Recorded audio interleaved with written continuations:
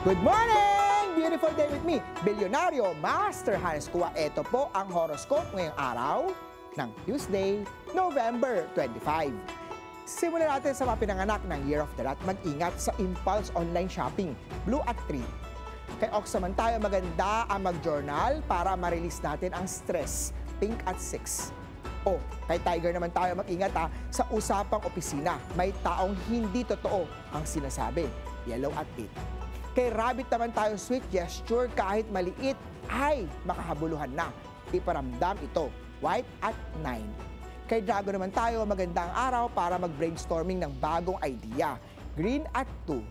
Kay Snake naman tayo, iwasan ang pagbili ng mga gadget na hindi kailangan, red at 5. Kay Horse naman tayo, panahon na para sabihin kung ano ang tunay na nararamdaman, silver at 7.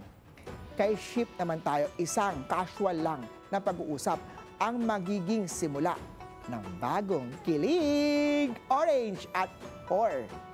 Kay Monkey naman tayo, may darating na panibagong trabaho, role, or responsibility, purple at 1.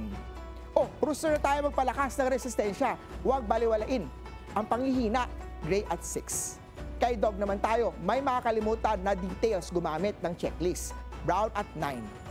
Kay Pig naman tayo, magandang araw para magbukas ng bagong savings account, gold at 8.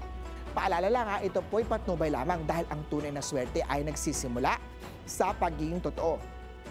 Abangan araw-araw ang horoscope of the day dito lang po sa Beautiful Day with me, Master Hans Kua.